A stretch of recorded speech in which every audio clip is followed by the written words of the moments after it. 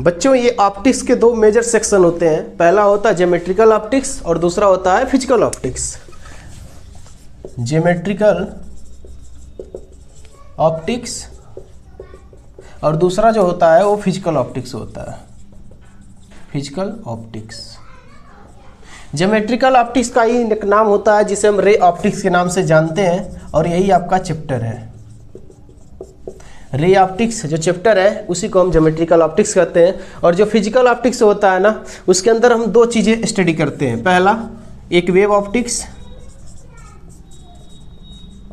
और जो दूसरा होता है वो मॉडर्न फिजिक्स में हम लोग स्टडी करेंगे, मॉडर्न फिजिक्स। ठीक है। जो ज्योमेट्रिकल ऑप्टिक्स है इसमें हमें मेजर क्या चीज़ें पढ़नी होती हैं, जैसे रिफ्लेक्शन हो गया, रिफ्रैक्शन हो गया, ये सारी चीज़ें हम लोग पढ़ते हैं इसमें। ये सबसे बड़ा पोर्शन होता है, तो इस पर आपको ध्यान देने की बहुत ज़रूरत है। रिफ्लेक्शन, रिफ्रैक्शन, ठीक है। तो जो रिफ्लेक्शन है वो सबसे ज़्यादा इंपॉर्टेंट है, और रिफ्रैक्शन भी, ये मेजर सेक्शन है। वेव ऑप्टिक्स में आपको क्या पढ़ना होता है, इसमें आपको इंटरफेरेंस पढ़ना है, इंटरफेरेंस और डिफ्रैक्शन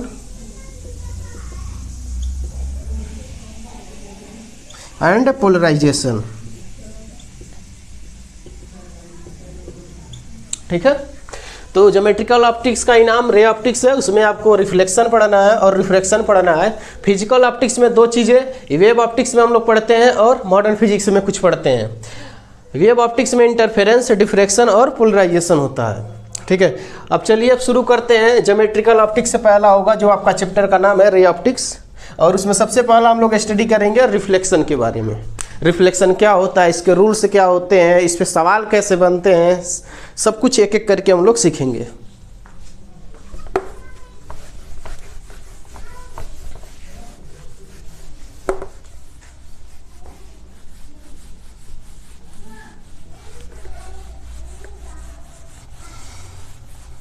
तो मैं क्या करता हूँ, इस चैप्टर का नाम अब शुरू हो गया है इसलिए मैं इसे अब लिख देता हूँ। ठीक है। तो चैप्टर का जो नाम है वो क्या है, ray optics, ray optics. Okay. और इसमें सबसे पहला हम लोग पढ़ने वाले हैं रिफ्लेक्शन के बारे में। रिफ्लेक्शन, रिफ्लेक्शन क्या है? रिफ्लेक्शन एक फिनोमिना है जिसमें कोई भी चीज़ टकराकर वापस उसी मीडियम में लौट आता है, इसी फिनोमिना को हम रिफ्लेक्शन कहते हैं। वो चाहे लाइट हो, कोई ऑब्जेक्ट हो, कोई भी चीज़ अगर किसी चीज़ से टकराकर वापस उसी मीडियम में आ जाए तो इसी प्रोसेस को, इसी फिनोमिना को हम रिफ्लेक्शन कहते हैं। ठीक है। तो जैसे लाइट अगर किसी पॉलिश सरफेस पे गिरता है ना तो टकरा के वापस जाता है, तो इसी प्रोसेस को हम रिफ्लेक्शन कहते हैं। तो रिफ्लेक्शन में मैं लिख रहा हूँ इसका definition, phenomena of bouncing back of light, bouncing back of light in same medium, in same medium after striking on a smooth surface, on a smooth surface. जब कोई लाइट किसी स्मूथ सरफेस से टकरा के उसी मीडियम में वापस आ जाए तो इस प्रोसेस को हम रिफ्लेक्शन के नाम से जानते हैं। आइए देखिए, सबसे पहले मैं ये समझाना चाहता हूँ कि मान लो यार किसी भी बाउंड्री पे जब लाइट गिरता है ना इस तरीके से, तो तीन फिनोमिना होता है ना। पहला क्या होता है, पहला ये होता है कि हो सकता है लाइट का कुछ पोर्शन रिफ्लेक्ट करके उसी मीडियम में चला जाए। दूसरा फिनोमिना क्या होता है, दूसरा ये होता है कि लाइट उस मीडियम को पार कर जाए, दूसरे मीडियम में चला जाए। और तीसरा यहाँ पे जो सरफेस है ना वो लाइट को एब्जॉर्ब कर ले। ठीक है। ये जो लाइट इधर आती है इसे हम बोलते हैं इंसिडेंट रे, इसे इंसिडेंट रे के नाम से जाना जाता है। जो इंसिडेंट हो रहा है, सरफेस पे गिर रहा है, उसे इंसिडेंट रे बोलते हैं। और जो लौट के वापस उसी मीडियम में चला जाता है इसे रिफ्लेक्टेड रे बोलते हैं, रिफ्लेक्टेड रे, है ना। और जो मीडियम को पार कर जाए उसे क्या बोलते हैं, रिफ्रैक्टेड रे, रिफ्रैक्टेड रे। ठीक है। अभी ये बाउंड्री ना एक तरफ से पॉलिश नहीं है, अगर इसी को हम पॉलिश कर दे तो मैक्सिमम लाइट का जो पोर्शन है ऊपर ही चला जाएगा उसी मीडियम में जिस मीडियम से आया हुआ था। ठीक है, तो हम उस फिनोमिना को रिफ्लेक्शन कहेंगे। जैसे अभी ये बाउंड्री पहले प्लेन था, अब हमने क्या कर दिया, दूसरी तरफ पॉलिश कर दिया। जैसे ही आप दूसरी तरफ पॉलिश करोगे तो लाइट का मैक्सिमम पोर्शन लौट के वापस उसी मीडियम में चला जाता है। जैसे मान लो यार ये इंसिडेंट रे है, इस तरीके से किसी एंगल पर आया, वापस उसी मीडियम में मैक्सिमम लाइट चला जाता है। पीछे की तरफ लाइट ही नहीं जाएगा, क्योंकि पीछे क्या है, पॉलिश है। ठीक है, तो इस सरफेस को हम पॉलिश सरफेस कहते हैं। ये जो सरफेस है ना, इसे कहते हैं पॉलिश्ड सरफेस, पॉलिश्ड सरफेस। ठीक है, और ये जो सरफेस है ना, इसे बोलते हैं रिफ्लेक्टिंग सरफेस। यानी लाइट कहाँ से रिफ्लेक्ट हुई, तो इसे क्या बोला जाएगा, रिफ्लेक्टिंग सरफेस।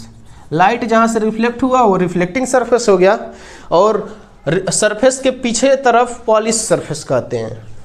ये जो रे है इंसिडेंट रे है, और ये रिफ्लेक्टेड रे, और ये जो लाइन है ना जो सरफेस के परपेंडिकुलर है, उसे नॉर्मल के नाम से जानते हैं। ये नॉर्मल है। ठीक है, इसे हम बोलते हैं वही इंसिडेंट रे, और ये हो जाएगा रिफ्लेक्टेड रे, रिफ्लेक्टेड रे। ठीक है, और ये जो मीडियम था ना, मान लेते हैं ये मीडियम एक है और ये मीडियम दूसरा है। तो लाइट पहले मीडियम से आया और टकराने के बाद वापस उसी मीडियम में चला गया, तो इसी प्रोसेस को हम रिफ्लेक्शन कहते हैं। ठीक है, जिस मीडियम से लाइट आ रहा है, टकराने के बाद वापस उसी मीडियम में अगर लाइट चला जा रहा है, तो लाइट के इसी फिनोमिना को हम रिफ्लेक्शन के नाम से जानते हैं। ओके, तो चलिए अब इस पे कुछ इसके रूल्स देखते हैं और ये समझते हैं कि इसके रूल्स क्या क्या है और कैसे काम करते हैं, कैसे वर्क होता है। तो लॉज ऑफ रिफ्लेक्शन पढ़ेंगे इसके बाद हम लोग। तो मैं इसे इरेज कर रहा हूँ।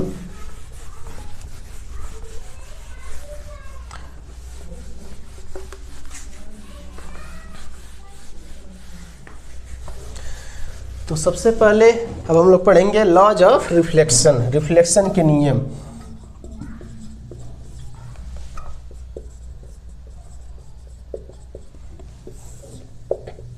रिफ्लेक्शन के दो नियम है। सबसे पहला जो रूल्स है ये कहता है कि इंसिडेंट रे, रिफ्लेक्टेड रे और नॉर्मल तीनों एक ही प्लेन में है। इसका क्या मतलब है, इसका मतलब सीधा सा ये है कि इंसिडेंट रे जिस प्लेन में आएगा ना, रिफ्लेक्ट होने के बाद रिफ्लेक्टेड रे भी उसी प्लेन में जाएगा। जैसे मान लीजिए ये बोर्ड क्या है, एक प्लेन है और ये बाउंड्री है, ये लाइन जो है बाउंड्री है। अगर इंसिडेंट रे इस प्लेन में आती है तो टकराने के बाद हमेशा इसी प्लेन में ऐसे ही जाएगी। कभी भी ऐसे नहीं होगा कि लाइट इस प्लेन में आई लेकिन टकराने के बाद ऐसे चली गई, है ना, या इस एंगल पे चली गई, बाहर चली गई। कभी ऐसा नहीं होगा। लाइट हमेशा इस प्लेन में टकराई, इस बाउंड्री पे, और इसी प्लेन में वापस चली गई। तो यही रूल कहता है पहला, है ना। तो पहला क्या बोलता है कि incident ray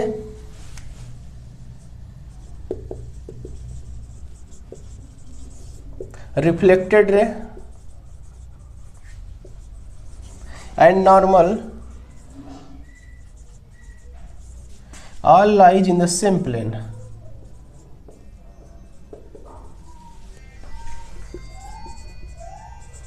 in the same plane। तो पहला रूल ये हो गया कि इंसिडेंट रे, नॉर्मल और रिफ्लेक्टेड रे भाई तीनों एक ही प्लेन में होगा। दूसरा रूल क्या कहता है, दूसरा ये कहता है कि इंसिडेंट रे नॉर्मल से जितना एंगल बनाएगा ना, रिफ्लेक्टेड रे को भी उतना ही बनाना पड़ेगा। तो इंसिडेंट रे से नॉर्मल मान लो अगर इंसिडेंस आई पे होता है ना, तो ये आर पे चला जाता है और आई और आर आपस में बराबर होते हैं। समझाने के लिए इस बात को ऐसे समझो, जैसे इंसिडेंट रे नॉर्मल से मान लो थीटा एंगल बनाया, तो रिफ्लेक्टेड रे को भी नॉर्मल से थीटा एंगल बना के जाना पड़ेगा, है ना।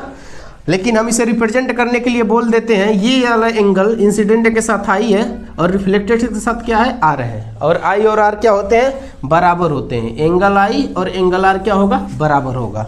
तो दूसरा रूल यही कहता है कि angle of incidence is equal to angle of reflection.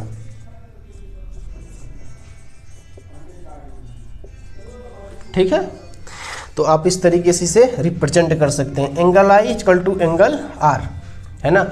अच्छा एक बात बताओ यार, ये एंगल आपस में अगर बराबर है तो ये एंगल कितना हुआ, 90 माइनस आर, और ये भी एंगल 90 माइनस आर हो गया, मतलब दोनों एंगल बराबर है। अगर मैं इसे नाम दे दूं अल्फा और बीटा का, तो ये वाले एंगल भी आपस में क्या होने चाहिए, बराबर ही तो होने चाहिए। तो अल्फा और बीटा भी क्या होगा, बराबर होगा। तो रिफ्लेक्शन के ये दोनों रूल हैं। पहला रिफ्लेक्शन का लॉ जो है ये कहता है कि नॉर्मल, इंसिडेंट, रिफ्लेक्टेड तीनों एक ही प्लेन में होना चाहिए, प्लेन से बाहर नहीं जाना चाहिए। दूसरा रूल ये कहता है कि एंगल ऑफ इंसिडेंस और एंगल ऑफ रिफ्लेक्शन आई और आर आपस में हमेशा बराबर होंगे किसी भी सरफेस के लिए, हमेशा। ठीक है, तो मैं अब इसे इरेज करने जा रहा हूँ।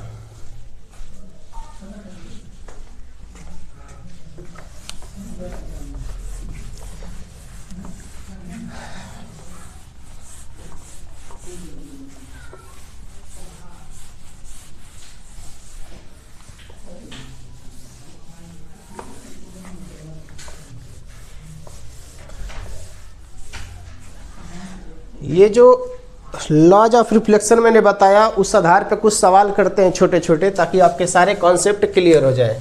ठीक है, तो रिफ्लेक्शन का जो पहला रूल था मैंने क्या बोला कि angle of incidence ray I R मतलब इंसिडेंट रे, आर आर मतलब reflected ray, and normal N for normal, all lies in same plane.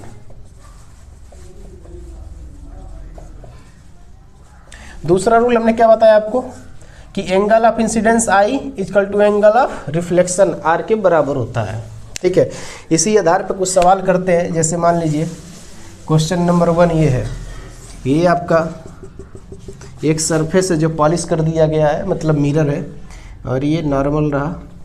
Incident angle इस तरीके से इंसिडेंट रे आती है, टकराती है, और यहाँ पे 30 डिग्री का एंगल बनाता है। तो एंगल आई बराबर 30 डिग्री है और एंगल आर बराबर कितना होगा ये आप बताइए। और तब तक मैं दूसरा सवाल लिखता हूँ, है ना। अगर मान लीजिए इस तरीके से नॉर्मल ये है और इंसिडेंट रे आया ऐसे कुछ, और ये वाला एंगल आपको दे दिया गया है 60 डिग्री है। आपको यहाँ पे आई बताना है और साथ में आपको आर बताना है। ठीक है, और तीसरा जो सवाल है, तीसरा क्वेश्चन है, अगर मान लीजिए ये प्लेन मिरर है और हमने यहाँ पे नॉर्मल बना दिया, अगर इंसिडेंट लाइट इसी नॉर्मल पे ही आ जाए तब क्या होगा, तब आप एंगल आर बताइए कितना होगा। तो पहला सवाल यहाँ पे देखिए, जो भी जितने भी नए एंगल होते हैं ना, सब के सब मेजर कहाँ से करते हैं, नॉर्मल से। तो सबसे पहले आप ये देखिए नॉर्मल है कहाँ, हमारा यहाँ पे नॉर्मल है। नॉर्मल कैसे पहचानते हैं, सरफेस के परपेंडिकुलर वाली लाइन को नॉर्मल कहते हैं। अगर ये एंगल 30 का है आई, ये इंसिडेंस एंगल हमेशा नॉर्मल के साथ बना रहा, तो रिफ्लेक्टेड को भी कितना बनाना पड़ेगा, 30 ही बनाना पड़ेगा, तभी तो रूल फॉलो होगा, नहीं तो रूल हमारा गड़बड़ हो जाएगा। तो इसका मतलब एंगल आर 30 होना चाहिए। दूसरा सवाल, ये 60 डिग्री है, लेकिन कहाँ से, सरफेस से। एंगल कहाँ से मेजर करते हैं, नॉर्मल से। हमेशा ध्यान रहे, आपको फंसाने के लिए इस तरीके से दिया जाएगा। तो ये भी इंसिडेंस एंगल नहीं है। इंसिडेंस एंगल कौन होता है, जो नॉर्मल के साथ बनता है। अगर ये 60 ही है तो नॉर्मल के साथ बचा कितना, 30। ठीक है, अगर ये इंसिडेंस 30 पर आ रहा है तो मतलब रिफ्लेक्टेड रे किस पे जाएगा, 30 पे जाएगा। तो इंसिडेंस हमारा कितना हो गया, इंसिडेंस हमारा 30 हो गया और रिफ्लेक्टेड भी 30 हो गया। यहाँ पे देखिए जो इंसिडेंट रे है ना वो नॉर्मल पे ही आ रहा है, तो मैं इसे अगर नाम दे दूं ऐसे, जो रे आती है ना इंसिडेंट रे उसे आई आर से लिखता हूं, और जो लौट के जा रहा है उसे रिफ्लेक्टेड रे आर आर बोलते हैं। तो ये आई आर और ये आर आर। अभी फ़िलहाल आई आर आ रहा है इस नॉर्मल पे, जब इंसिडेंट हो रहा है लाइट ना, इसका मतलब नॉर्मल से एंगल कितना बना रहा है, 0 का बना रहा है। तो ये इंसिडेंस एंगल कितने का है, आई 0 का है। तो इंसिडेंट लाइट आ रही है इस तरीके से, तो रिफ्लेक्टेड को कितना होना चाहिए रूल के हिसाब से, 0 डिग्री। और ये 0 कब होगा नॉर्मल से, जब इसी रास्ते पे पुनः लौट के वापस चली जाए। इसका मतलब इंसिडेंट रे आ रही थी, रिफ्लेक्टेड रे लौट के जा रही है ना। तो ये रिफ्लेक्टेड रे जब अपने पाथ को वापस दोहराती है, रिट्रेस करती है, तो बोलते हैं रिट्रेसिंग इट्स पाथ। तो ये क्या हो गया, रिट्रेसिंग इट्स पाथ। ठीक है, इंसिडेंट रे आप ऐसे बोल दोगे कि रिफ्लेक्टेड रे जो है अपने पाथ को रिट्रेस कर रहा है। तो ये छोटे छोटे सवाल हैं ताकि आपके सारे कॉन्सेप्ट क्लियर हो जाए लॉज ऑफ रिफ्लेक्शन पे। और इसको अब डिलीट करते हैं।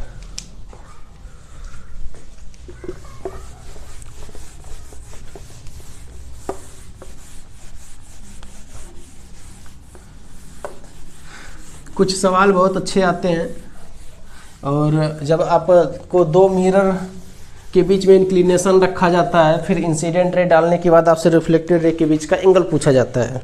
कुछ ऐसे भी सवाल होते हैं, वो देखते हैं। 3 क्वेश्चन हो गया था, ये 4 क्वेश्चन।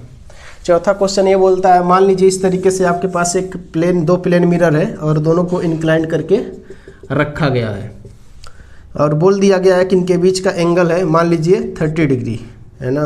इस तरीके से रखा गया है, और यहाँ से एक इंसिडेंट लाइट आती है जो बिल्कुल वर्टिकल है, वर्टिकल लाइट है ना। तो आपको रिफ्लेक्शन का एंगल बताना है, एंगल ऑफ रिफ्लेक्शन बताना है। ये इस पे कितने एंगल पे आता है वो आपको पता करना है, और एंगल ऑफ रिफ्लेक्शन आर की वैल्यू बतानी है। तो सबसे पहले आप क्या करेंगे, सबसे पहले आप इंसिडेंस एंगल पता करेंगे। इंसिडेंस एंगल कहाँ से, इंसिडेंस एंगल हमेशा नॉर्मल से पता करते हैं। नॉर्मल कहाँ पर खींचेंगे, जिस सरफेस पे लाइट आ रही है। किस सरफेस पे आ रही है, दूसरे वाले पे। अगर मैं मान लो इसको मिरर 1 बोल देता हूँ, इसको मिरर 2 बोल देता हूँ, तो ये रहा हमारा नॉर्मल, ये लाइट हमारा नॉर्मल बन गया, ठीक है। तो ये इंसिडेंस एंगल नॉर्मल पे आ रहा है। कितने एंगल पे आ रहा है, ये एंगल हमको पता नहीं है, तो चलिए सबसे पहले पता करते हैं। इनके बीच का एंगल कितना है, 30 डिग्री, 30 डिग्री। तो देखो यार, अगर तुम सीधा लाइन किसी भी दो लाइन के बीच का परपेंडिकुलर खींचोगे, तो इस परपेंडिकुलर के बीच में ठीक उतना ही एंगल होता है जितना उन दोनों लाइनों के बीच का एंगल होता है।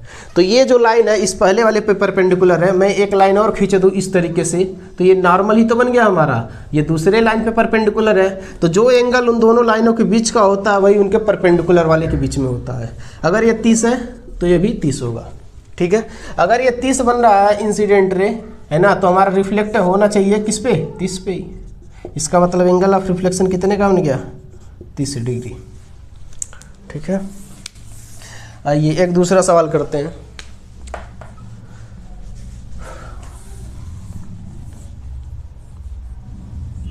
एक और अच्छा सवाल करेंगे इस पे, है ना।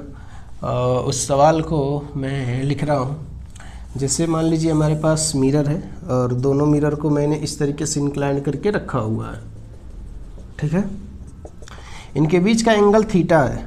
सवाल आपसे पूछा जा रहा है कि बताइए, अगर कोई incident light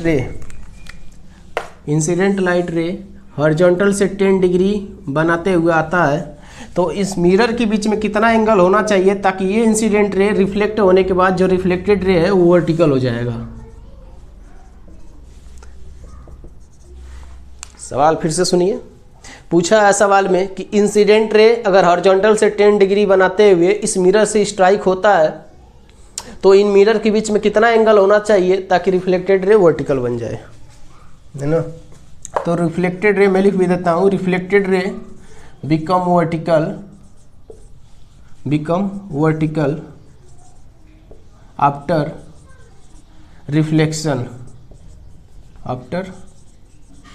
reflection. Find the angle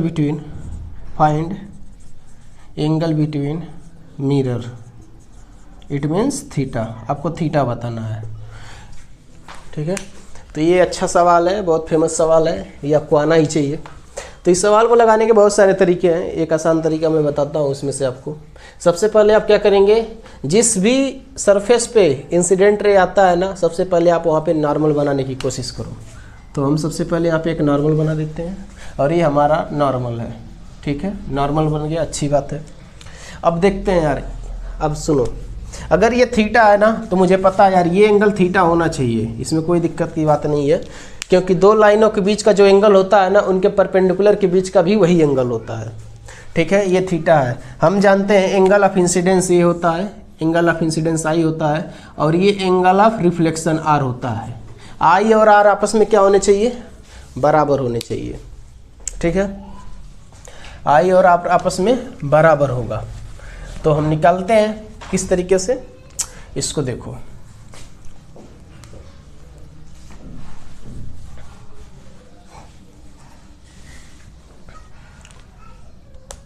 ये एंगल आर क्या है, थीटा है। ये थीटा है अगर, तो ये भी थीटा होना चाहिए, है ना।